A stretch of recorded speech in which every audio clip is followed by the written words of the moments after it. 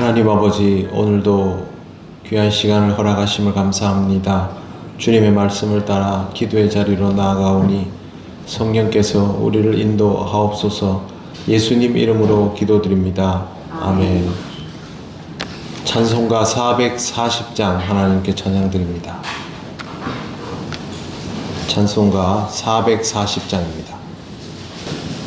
어디든지 예수 나를 이끌면 어디든지 예수 함께 가려네.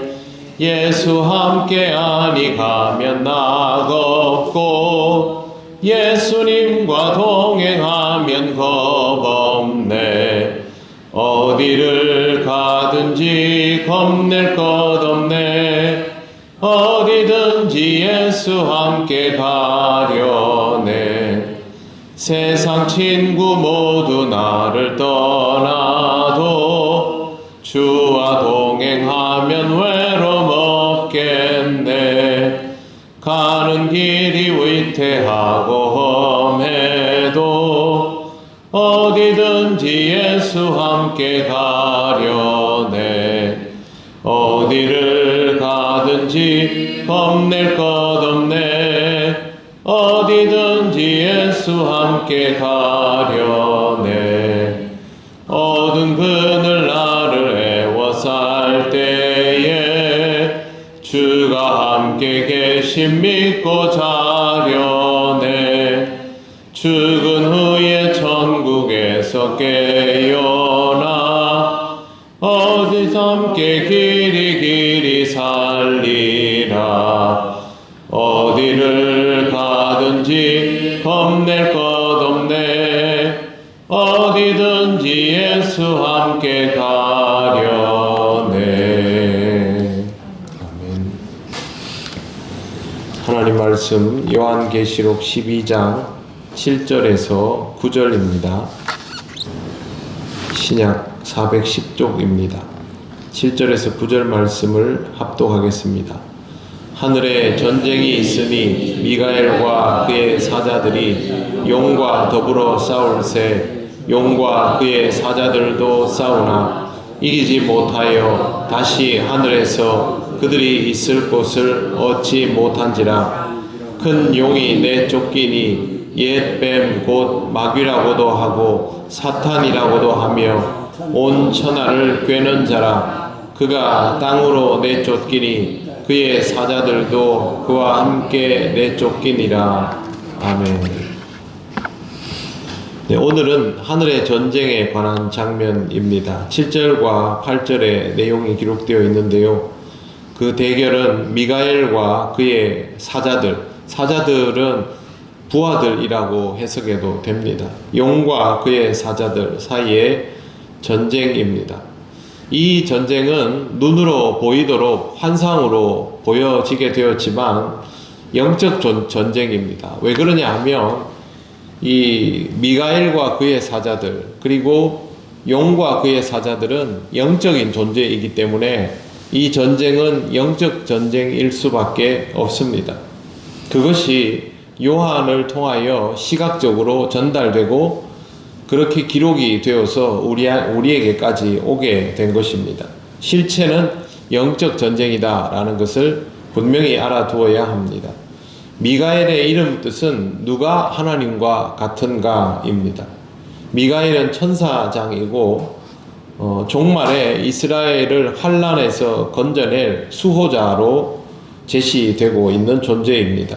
이런 자가 자기 수하들을 데리고 용과 싸우는 것은 미가엘에게 주어진 당연한 임무일 것입니다.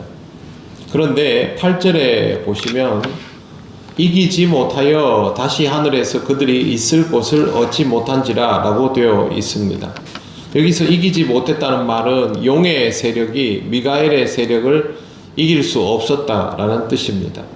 하늘에서의 전쟁에서 악한 세력은 하나님의 군대를 이길 수 없는 것입니다. 우리는 이런 성경 구절을 읽으면서 영적 전쟁에서 하나님의 승리가 확실하다, 확정되어 있다라는 사실에 대하여 믿음을 가질 필요가 있습니다.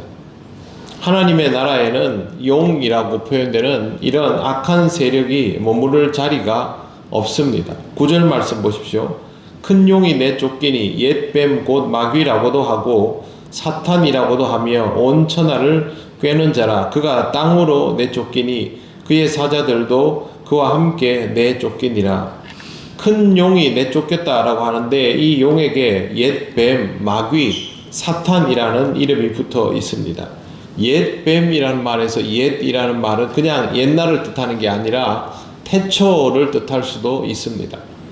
창세기 3장 1절에 나오는 여호와 하나님이 지으신 들짐승 중에 뱀이 가장 간교하더라. 이것도 같은 표현입니다.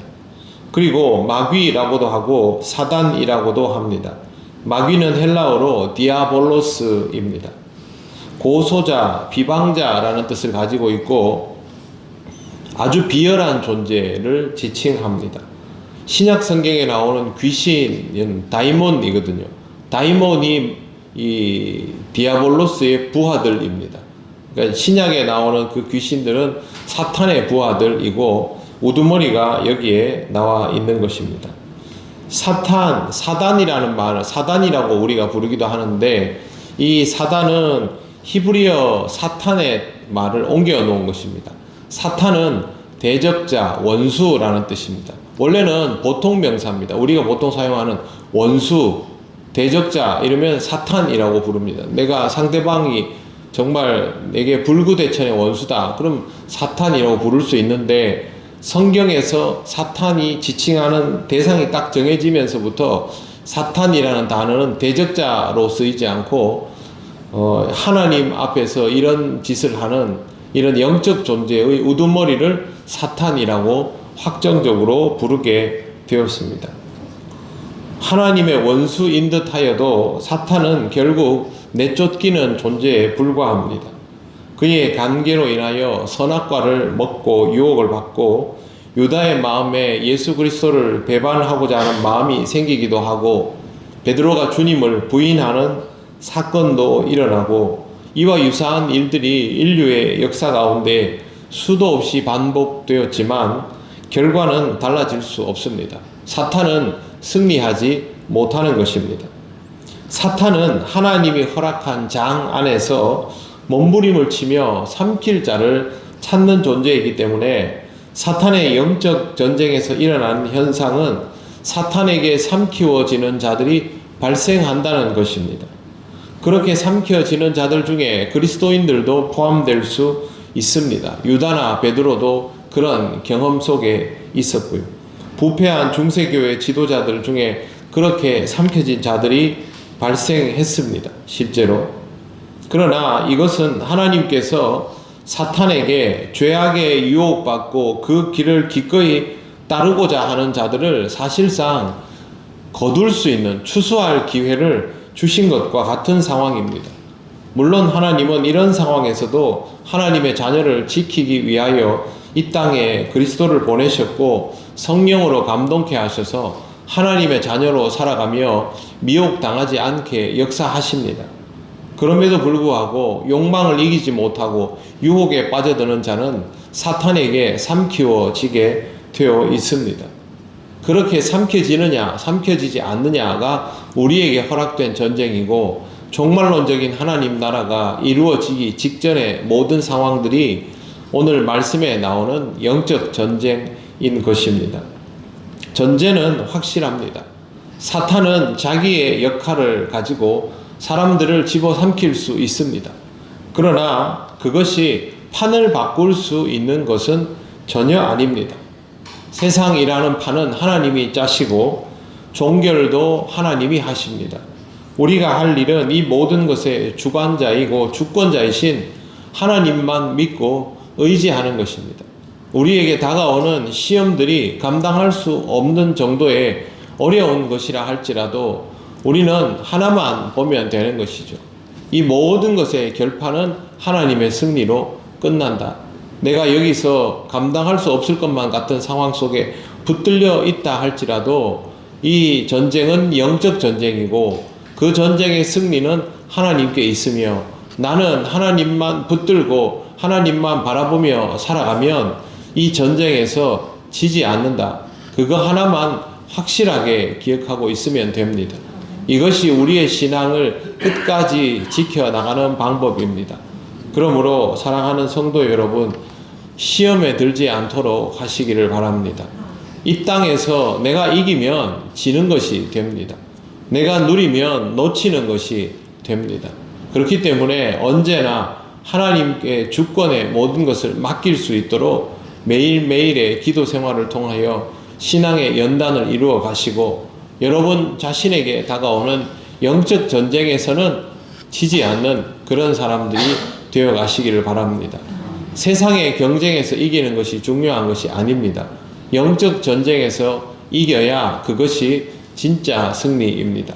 이것을 꼭 기억하시고 믿음으로 오늘의 삶을 살아가시기를 바랍니다. 기도드리겠습니다.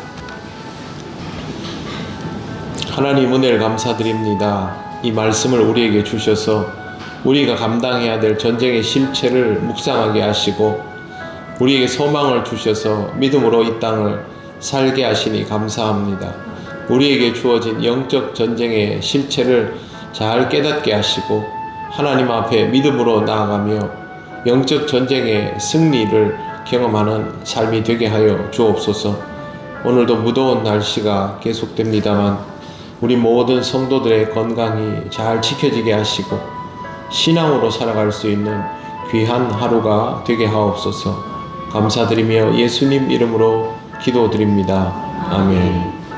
하늘에 계신 우리 아버지, 아버지의 이름을 거룩하게 하시며 아버지의 나라가 오게 하시며 아버지의 뜻이 하늘에서와 같이 땅에서도 이루어지게 하소서. 오늘 우리에게 일용할 양식을 주시고 우리가 우리에게 잘못한 사람을 용서하여 준 것 같이 우리 죄를 용서하여 주시고 우리를 시험에 빠지지 않게 하시고 악에서 구하소서. 나라와 권능과 영광이 영원히 아버지의 것입니다. 아멘.